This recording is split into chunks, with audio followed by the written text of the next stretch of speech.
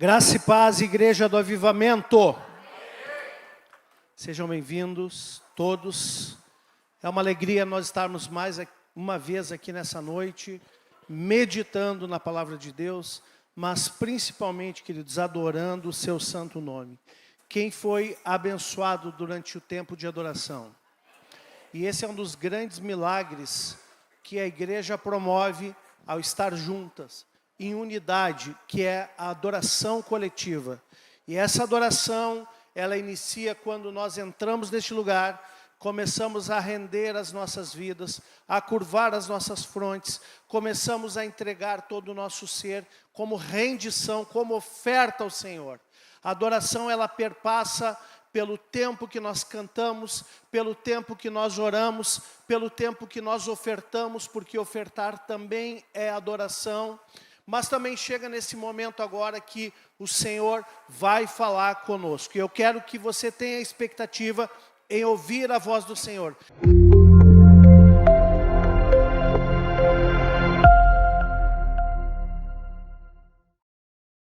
Mateus 16, versículo 5, diz assim: Ora, tendo os discípulos passado para o outro lado, esqueceram-se de levar pão.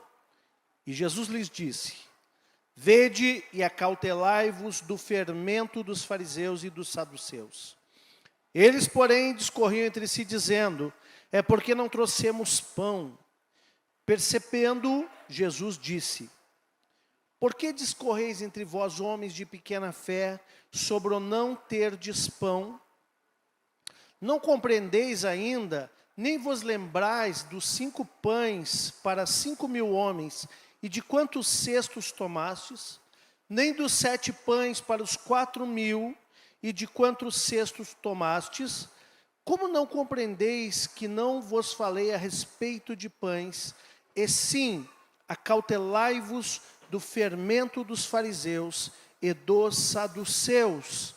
Então entenderam que não lhe dissera que se acautelassem do fermento de pães, mas da doutrina dos fariseus e dos saduceus. Quero te fazer uma pergunta nesta noite.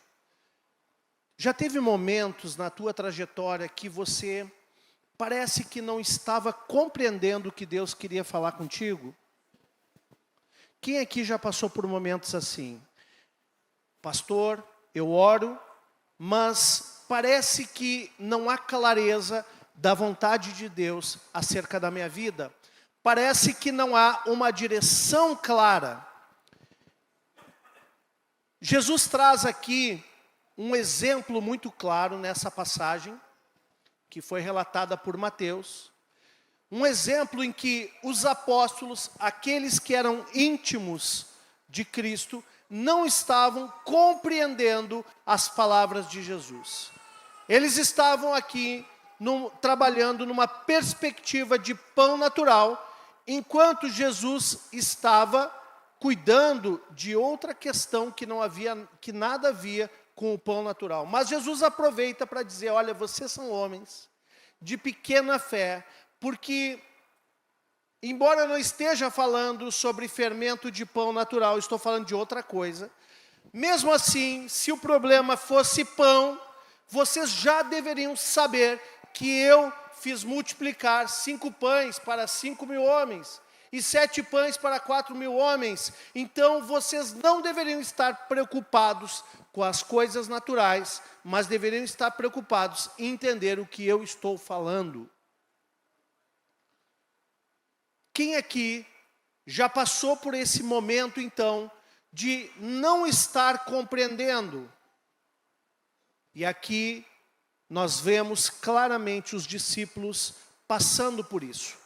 Eles não estavam compreendendo aquilo que Jesus estava falando, porque a preocupação deles não era compreender o que Jesus falava, mas era resolver o problema do pão natural. Muitas vezes, quando nós estamos com algum problema em nossas vidas, um problema real, não estou dizendo que não é, e o nosso foco está voltado somente para aquele problema, parece que muitas vezes não entendemos o que Jesus está falando, Mas poderá ser que ele esteja falando justamente sobre outro assunto que não é o teu problema.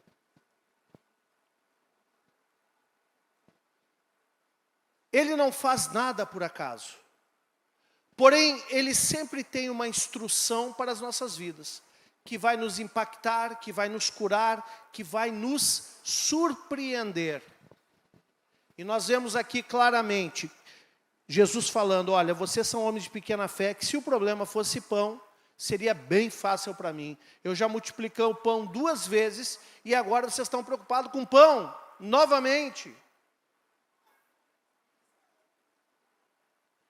Sabe o que Jesus faz quando falta alguma coisa? Olha para o teu irmão e diz, ele cria.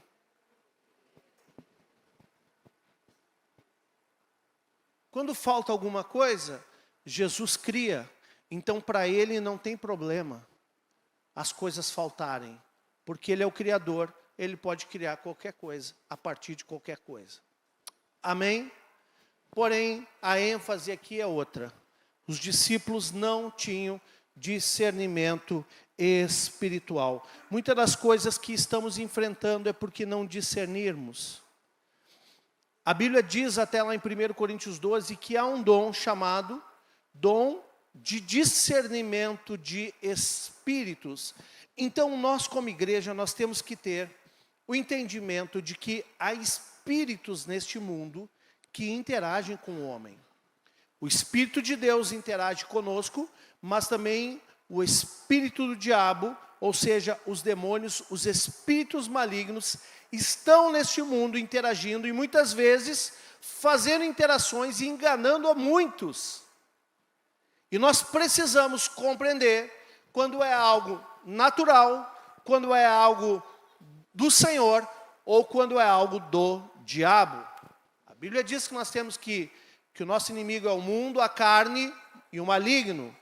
E nós precisamos discernir essas coisas para que nós não venhamos a cair em enganos sobre a terra. Como é fácil alguém cair em enganos. Então, Jesus fala ali em Mateus 16:6 o seguinte: vede e acautelai-vos do fermento dos fariseus. Ele está dizendo, ó, tenham cautela ao ensino, há uma doutrina que não vem de mim. E se vocês não tomarem cuidado, vocês podem cair em doutrinas equivocadas. Hoje nós estamos vivendo na era da informação. Nós recebemos informação por todos os lados. Nós somos bombardeados constantemente por muitas informações. Tanto informações verídicas, como informações duvidosas, como informações mentirosas. E nós sabemos que as armas da nossa milícia não são naturais, mas são espirituais em Deus. E um dos propósitos é destruir fortalezas e sofismas. Sofismas são mentiras com cara de verdade. Algo que o diabo coloca na minha mente, como se ele colocasse um cravo na minha mente, para que aquilo se tornasse uma verdade na minha vida, mas na verdade, parece verdade, mas é, na verdade, mentira. Hoje está comum falar-se de fake news, só que no tempo da Bíblia era mentira, meu irmão. No tempo bíblico era mentira, e o diabo é o pai da mentira. Então, quando você pensa em fake news, você tem que pensar que o diabo está por trás de tudo isso. Ele é o grande mentiroso. Então, como nós não caímos nisso, 1 João capítulo 4, versículo 1 diz: amados, não deis crédito a qualquer espírito. Preste atenção. Amados, não deis crédito a qualquer espírito. Antes, provai os espíritos se procedem de Deus. Porque muitos falsos profetas têm saído pelo mundo afora. Então, João já estava falando, numa das suas cartas universais, o apóstolo João falando sobre que desde aquela época, muitos falsos profetas tem saído pelo mundo afora. Então, amados, se naquela época já tinha falso profeta, hoje tem muito mais. Mas há um perigo maior ainda, e eu quero ler com vocês Deuteronômio 18:18, que é, quando é falso profeta, talvez pela pilantragem, pelo charlatanismo, fique fácil identificar. Mas o problema não é o falso profeta. O problema, muitas vezes, é o profeta.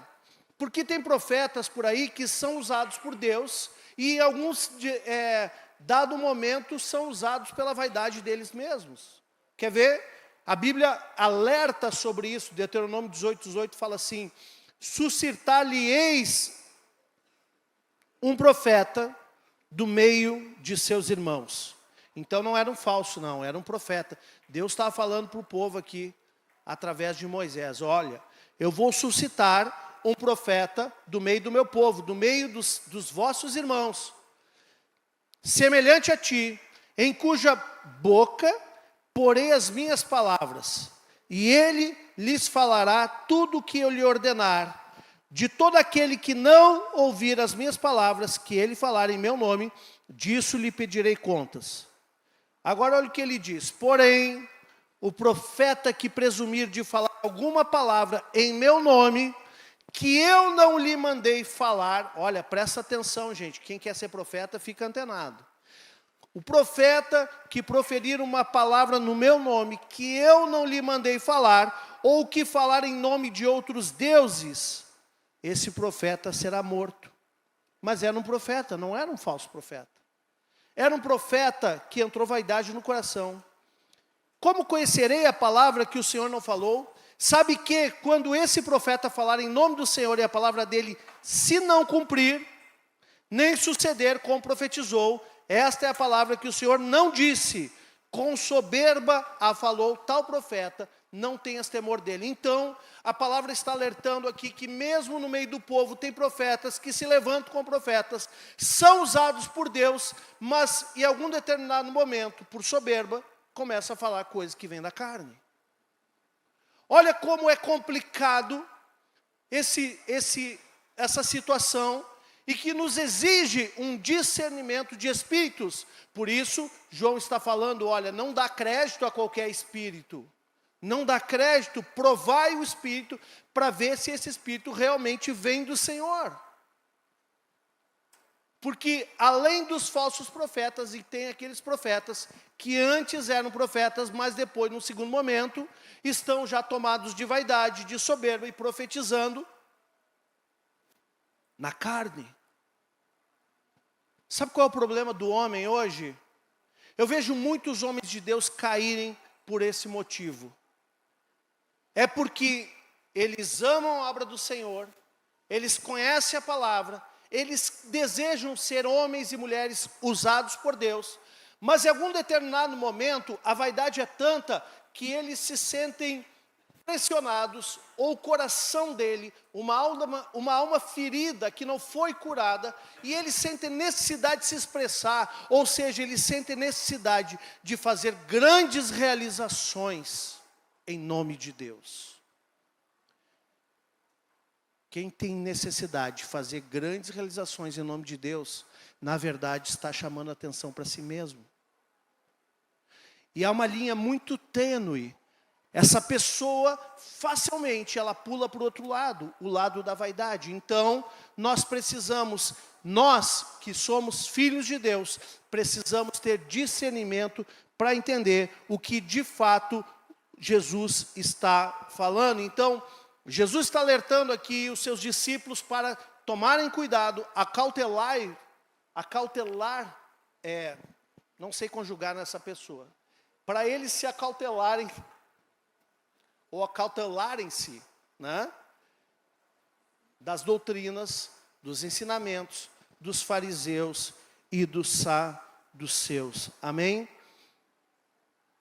O segundo ponto que Jesus nos traz nesse texto é: precisamos confiar na provisão de Deus.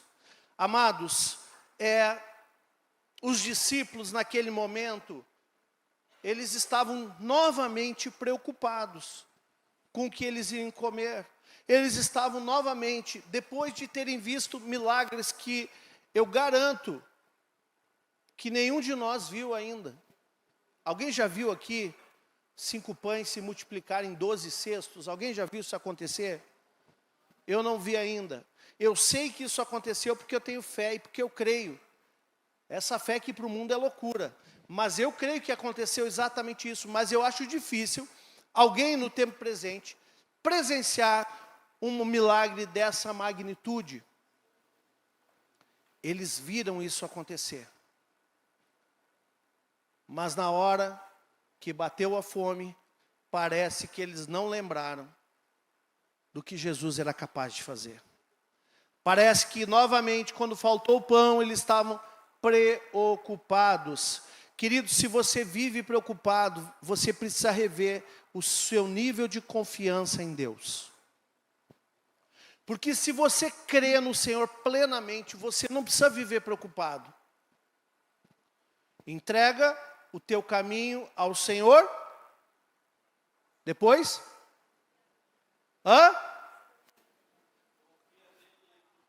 Amém. Tem um crente aqui, glória a Deus. Vamos dar um aplauso ao Senhor.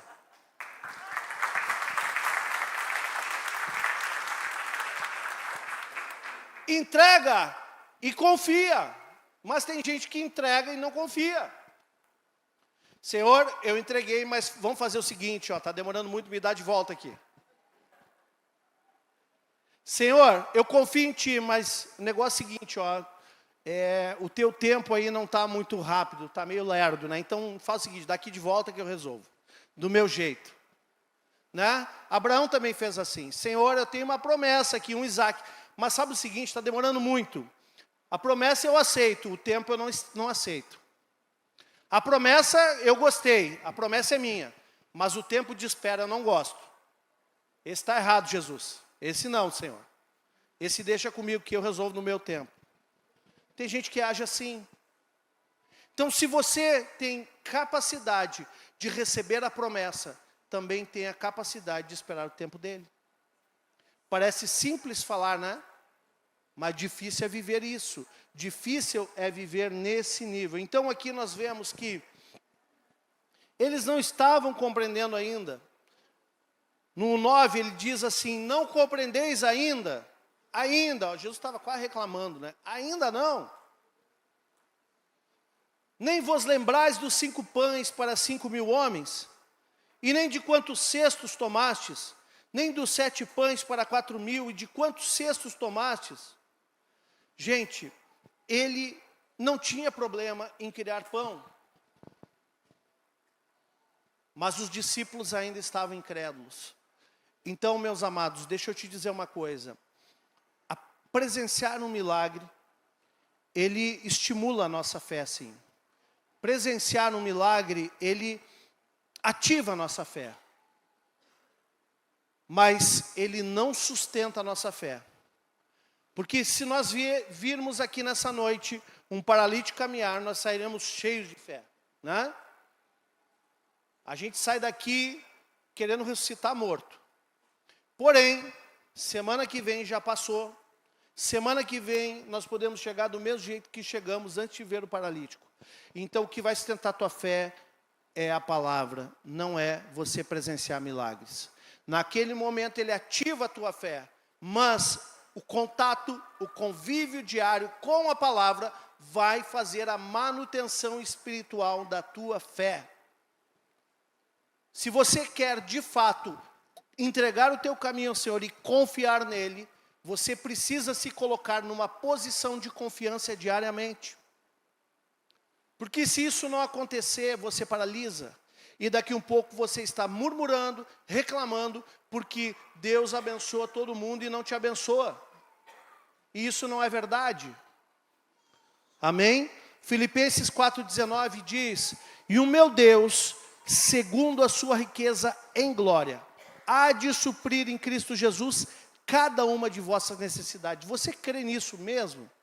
Você entende isso? Isso está no teu coração? Isso entrou no teu coração? Quem entrou, diga, eu creio. Então você não precisa se preocupar. Mas será que amanhã de tarde você vai continuar crendo? Quando bater o boleto? Que dia é amanhã? 24. Já pagou a DARF do mês? Será que aquela duplicata que bate amanhã, será que você continua crendo que Ele vai suprir todas as tuas necessidades? Ou essa posição, esse teu posicionamento, ele é momentâneo durante um culto de fé? Durante o momento que o pregador está falando, nós adoramos, levantamos as mãos, fomos ativados na nossa fé, e naquele momento eu estou crendo, não, realmente Deus vai fazer, agora eu sei, está queimando o meu coração, está testificando o meu coração, esse lugar é meu, está testificando o meu coração, eu estou cheio de fé.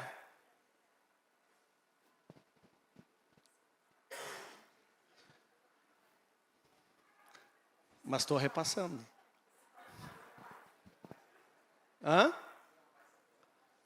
Estou pensando em me aposentar.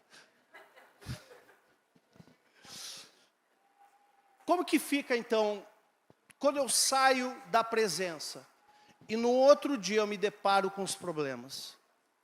A gente vê, por exemplo, pessoas que saem do encontro com Deus, totalmente empoderadas pelo Espírito Santo.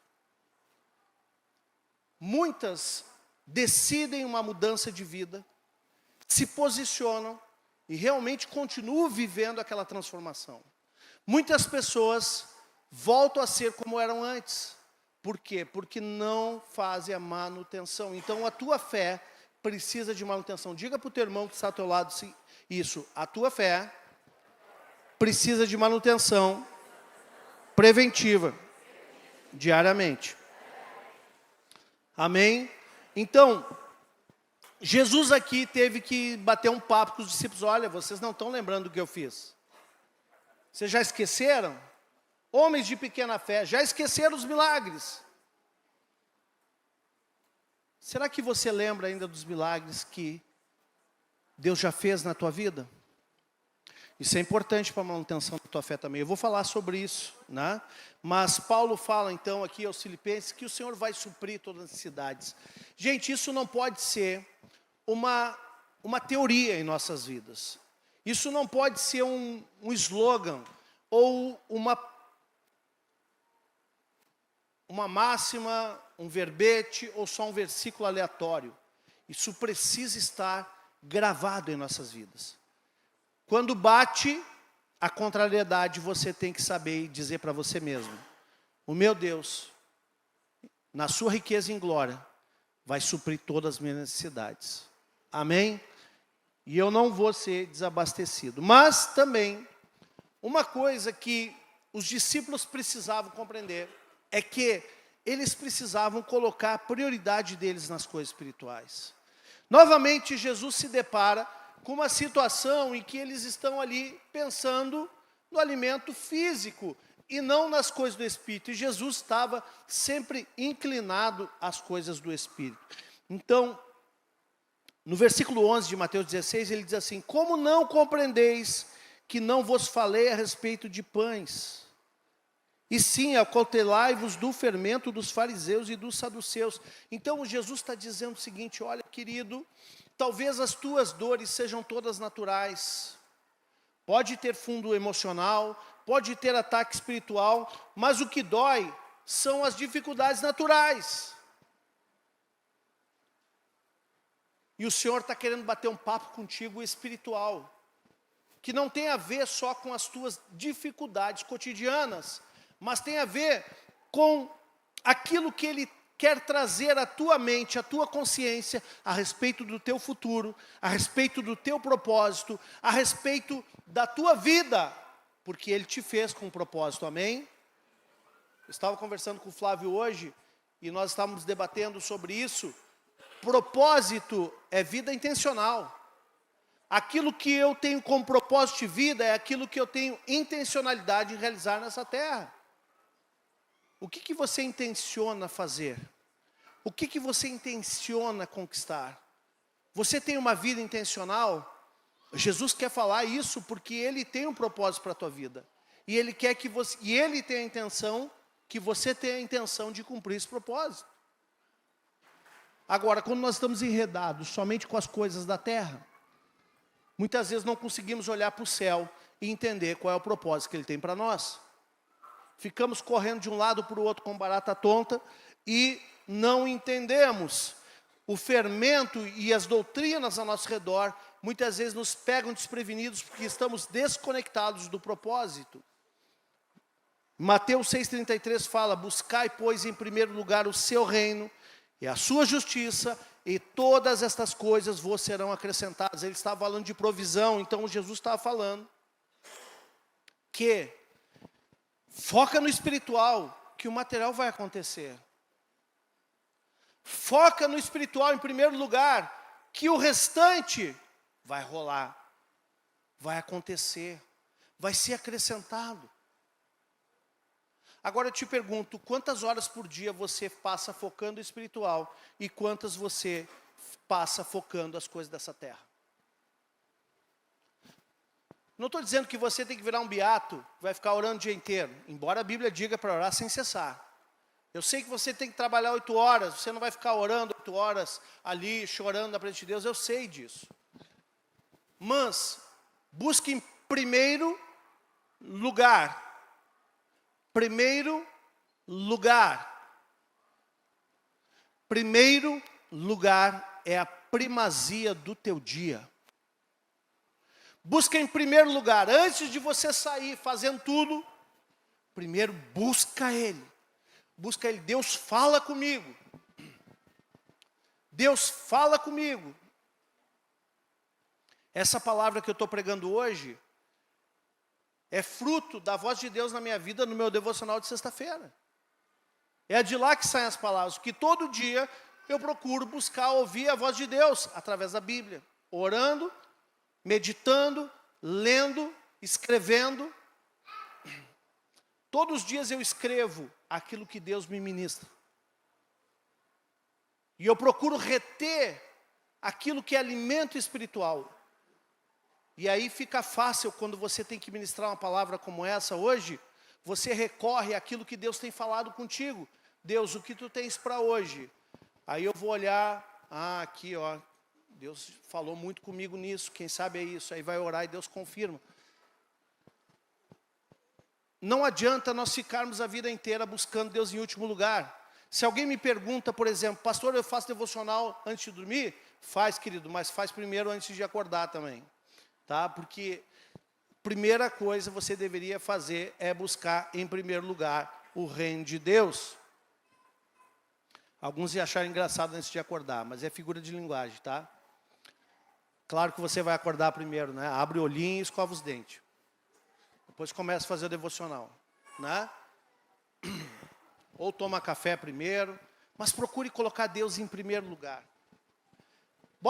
Se você consegue botar Deus em primeiro lugar no teu dia, eu acho que também Ele vai ficar em primeiro lugar na tua vida. Agora, se você não consegue botar nem em primeiro lugar no dia, será que na tua vida vai ser em primeiro lugar? Dê a primazia ao Senhor. A primazia é o primeiro lugar. E você vai ver que tudo aquilo que você está buscando, nasce, vem a partir dali. A partir dessa primazia, o resto é acrescentado na tua vida. Quem está entendendo, diga amém. Amém. Quem está entendendo, diga eu recebo. Amém. Que o Senhor te abençoe e te dê direcionamento. Então, bote prioridade nas coisas espirituais. Não fique com a tua vida envolvida nas preocupações materiais. Busque o reino de Deus, confiando que as tuas necessidades materiais serão supridas por Ele. A promessa, foi Jesus quem falou, Ele prometeu. Então experimente, veja o milagre acontecer na tua vida.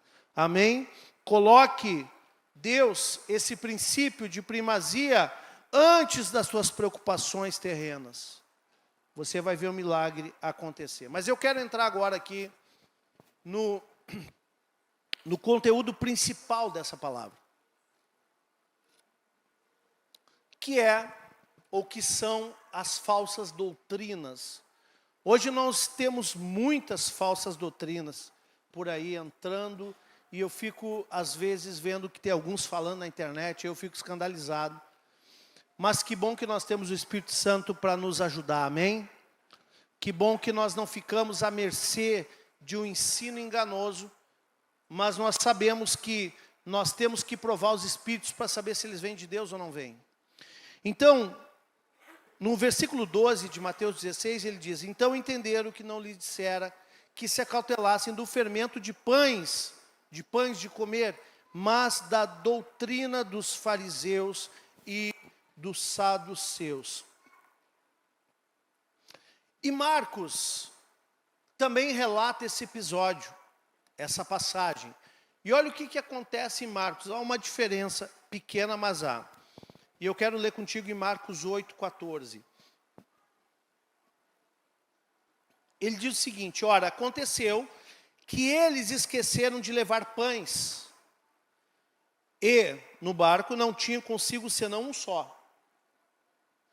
Preveniu-os Jesus dizendo: vede, guardai-vos do fermento dos fariseus e do fermento de Herodes.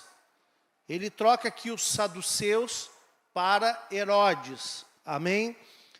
Porém eles discorriam entre si: é que não temos pão. E Jesus, percebendo, lhes perguntou: por que discorreis sobre o não terdes pão? Ainda não considerastes, nem compreendestes?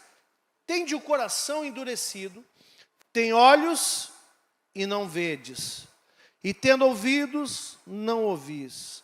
Não lembrais de quando partiu os 5 pães para os 5.000, quantos cestos cheios de pedaço recolhestes? Responderam eles: 12. Diga, 12. Né?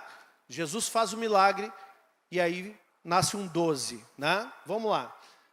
Nós vemos aqui que Jesus fala o seguinte: olha, o coração é endurecido. No outro relato de Mateus, nós vemos ele chamar esses homens de pouca fé. Aqui nós vemos Marcos falando o seguinte: olha, vocês têm o coração endurecido. Vocês têm coração, mas o coração é duro. Então, será que é a mesma coisa? Será que um coração endurecido é um coração que não crê? Um coração que não tem fé? Guarda isso na caixinha do teu coração aí. Mas ele fala também o seguinte: olha, vocês têm olhos, mas não veem. Vocês têm ouvidos, mas não ouvem. E vocês não se lembram dos 5 pães em que foram multiplicados, alimentaram 5.000 homens e depois sobraram 12 cestos ainda. Então, um coração endurecido é assim: ele é cego, ele é surdo e ele não tem memória. Tem mente, tem um cérebro, mas a memória não funciona. Tem cabeça, mas não tem memória. Então, queridos, Jesus está fazendo um grande alerta aqui, relatado por Marcos, que nós precisamos abrir os nossos olhos espirituais, precisamos abrir a nossa audição espiritual, precisamos trazer à memória aquilo que nos dá esperança e não ter o nosso coração duro por um distanciamento. Pelo contrário, precisamos manutenciar a nossa fé diariamente. Amém, queridos? Em 2 Pedro, capítulo 2, versículo 1, diz assim: assim como no meio do povo surgiram falsos profetas, assim também haverá entre vós falsos mestres, os quais introduzirão dissimuladamente heresias destruidoras, até o ponto de renegarem o soberano Senhor, que os resgatou, trazendo sobre si mesmos repentina destruição. Então Jesus coloca aqui, olha, esse fermento representa falsas doutrinas, não somente de falsos profetas, mas aqui também fala em Pedro falando que falsos mestres, ou seja, falsos ensinamentos para este tempo. Então, há uma influência negativa dessas doutrinas? Nós vemos a igreja hoje sendo contaminada com esse tipo de coisa, principalmente através da internet e das redes sociais. Então, nós precisamos entender que fermentos são esses. Nós vimos em Mateus, fermento dos fariseus, vimos o fermento dos saduceus, e agora vemos em Marcos, fariseus novamente, e de Herodes, ou dos herodianos. Esses 3 fermentos são os fermentos que ainda nos dias de hoje, nós sabemos que o Senhor clama, tomem cuidado. Tomem cuidado. E vamos ver que fermentos são esses. Fariseus. Qual era a doutrina deles? Qual era o ensino deles? Os fariseus, eles eram legalistas, eles eram hipócritas, tanto que Jesus falou para os seus discípulos, olha, façam tudo o que eles disseram, mas não fazem o que eles fazem, porque eles dizem para fazer algo, mas eles fazem diferente, então são hipócritas. Eles pregam o que eles não vivem, e eles ficam constantemente se auto-justificando, debaixo de legalismos religiosos, uma auto-justificação e ainda uma hipocrisia. Quanta gente hoje, nós estamos vendo aí, abrindo a Bíblia e pregando o que não vive. Temos que pesar os espíritos, amém? Não podemos dar crédito a qualquer espírito. E quando uma pessoa está ministrando a palavra, ela está sendo usada ou pelo Espírito de Deus, ou ela está sendo usada pelo espírito do diabo. Queridos, eu não falo isso porque sou perfeito, eu mesmo sou o mais pecador de todos, eu acho. Mas tenho reconhecido os meus pecados diante de Deus, e pedido perdão e clamado por misericórdia, para que possamos pisar nesse altar em santidade.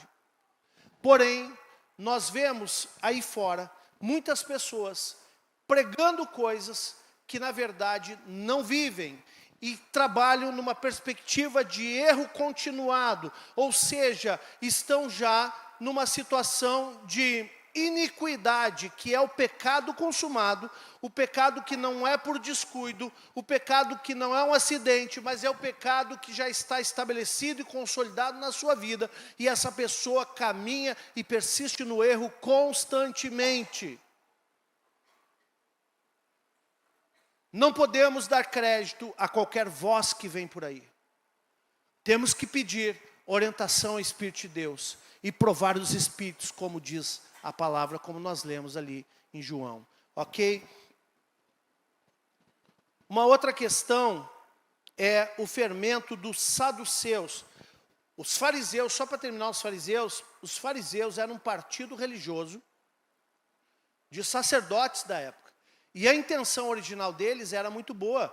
Eles eram um movimento à santidade e retorno às Escrituras. Porém, o testemunho deles não sustentou aquilo que originalmente eles nasceram, aquele movimento religioso, aquele partido religioso. Vamos falar de outro partido religioso agora, que eram os saduceus. Esses caras, eles tinham um outro fermento, uma outra doutrina, que era uma doutrina ligada à incredulidade ou ao ceticismo. Quanto crente fala com orgulho nos lábios? Ah, pastor, eu sou cético. Fermento dos saduceus. Sem fé é impossível agradar a Deus. Então, se eu creio no Senhor, eu não posso ser um cético, porque uma coisa não conversa com a outra. Uma coisa não combina com a outra. Então, eu não posso deixar doutrinas de ceticismo entrar na minha vida. E muitas vezes tem pessoas que absorvem essas doutrinas justamente porque não tem resultados espirituais, por falta de consagração, por falta de oração, por falta de Bíblia. Hoje tem movimentos atuais que são chamados de cessacionistas. O que é um cessacionista? É uma pessoa que declara que os milagres de Jesus cessaram. Eles foram até os apóstolos originais, foram até Paulo, depois acabou. Não tem mais. Então, ou eu devo estar louco, ou eles continuam. Porque o que eu já vi Deus fazer de milagre, amém? Quem já viu milagres de cura física aqui, tremendos e poderosos? Todo mundo. Então, como que eu posso dizer que os milagres cessaram? Como eu posso dizer isso? Ele continua fazendo. E continuará fazendo infinitamente mais do que pedimos ou pensamos, segundo o poder que opera em nós. Ele vai continuar operando esse poder em nossas vidas, amém? Então não cessaram. Então, esse fermento, quanta gente está falando sobre isso por aí?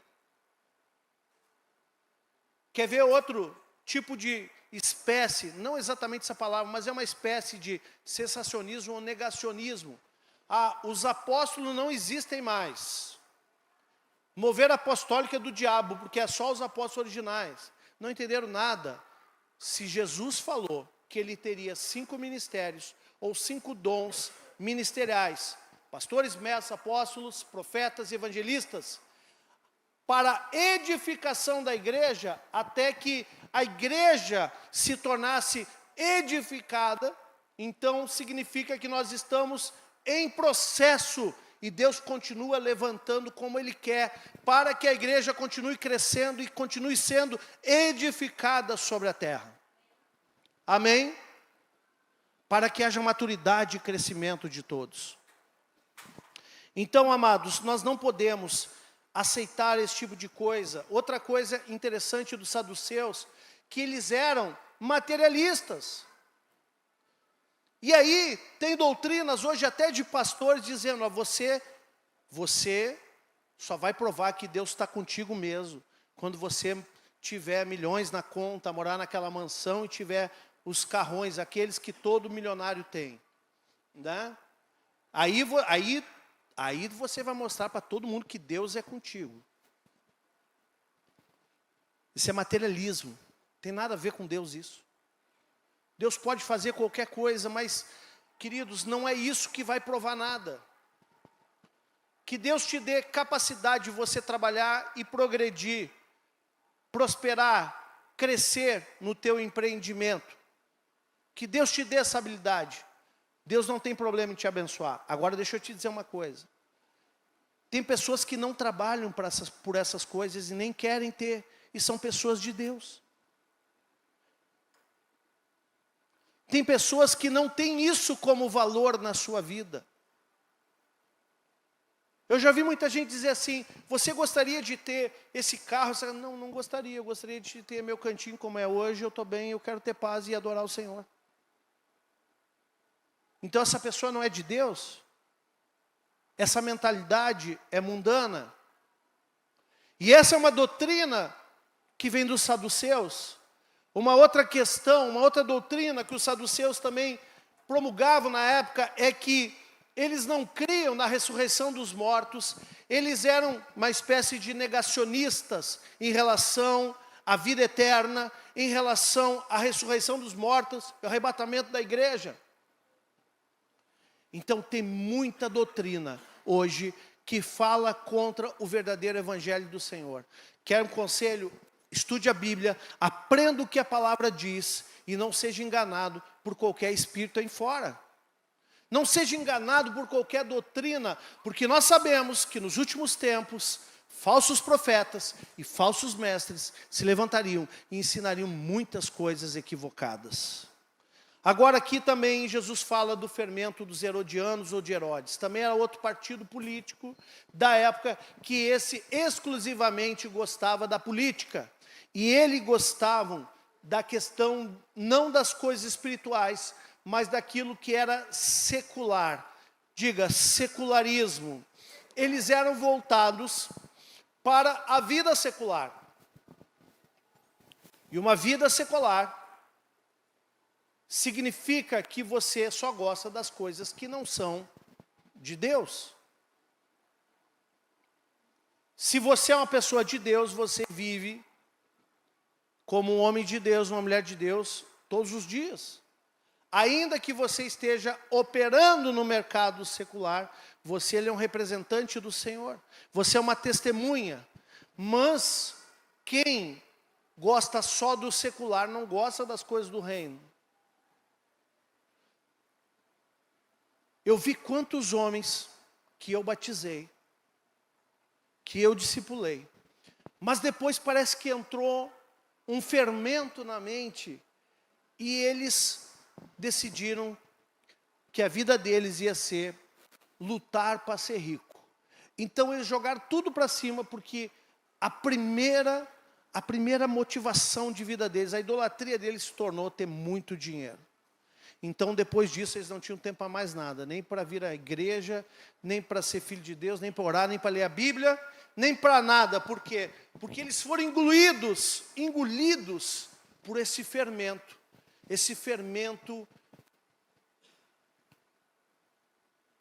de Herodes, o fermento de fazer grandes proezas na terra.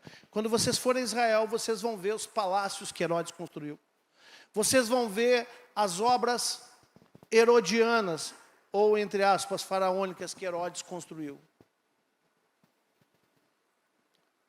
Foi impressionante para a época. Então, nós vemos hoje muita informação para te tirar do foco do propósito de Deus na tua vida. Quem está entendendo, diga amém. Já estou chegando ao fim, queridos. Mateus 16:9 ainda fala: não compreendeis ainda, nem vos lembrais dos 5 pães para 5.000 homens, e de quantos cestos tomastes. Salmo 77:11 fala: recordo os feitos do Senhor, pois me lembro das tuas maravilhas na antiguidade. Ou seja, o Senhor quer curar teus olhos, os teus ouvidos, a tua memória e o teu coração nessa noite. Quando nós lembramos daquilo que Deus faz, a palavra de Deus fala ainda em Lamentações 3:21, quero trazer à memória o que pode me dar esperança. A memória não vai trazer fé, mas vai te dar esperança. A tua fé tem que ser manutenciada todos os dias com a palavra. Mas, quando você traz a memória, você começa a lembrar dos feitos do Senhor, e você começa a glorificar o nome dEle, e aquilo te renova, porque você lembra que você pode continuar crendo, que você pode continuar colocando a tua confiança no Senhor. Então o próprio Jesus lembrou os discípulos, no momento de falta de provisão, que eles estavam sem provisão naquele dia, ele lembrou dos milagres do passado. Amém, queridos? Então, revisando a palavra, já estou terminando, depois nós vamos orar. Primeira coisa, tenha discernimento espiritual. A Bíblia fala, busque os melhores dons, e eu quero te recomendar, busque o dom de discernimento de espíritos. Busque ter discernimento. Não seja um neófito espiritualmente falando, que vai só na onda e não tem condições de provar espíritos. A Bíblia manda provar espírito, então já tem até base legal. Senhor, a Bíblia manda, a palavra diz que eu devo provar o espírito. E não dá crédito a qualquer um, então coloque esse discernimento na minha vida, porque eu não quero cair no conto do vigário. Amém? A Bíblia também fala, Senhor, que eu devo buscar os melhores dons. Esse é um dos dons importantes.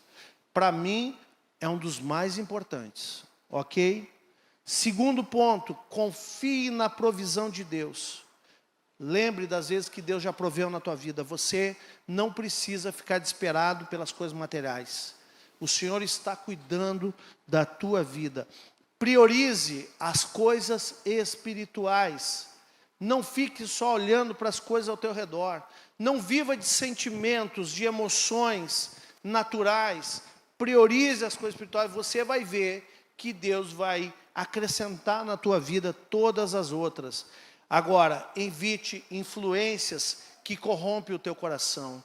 Evite ouvir pessoas que estão ali falando e que são um desserviço para o reino, são um desserviço para o evangelho.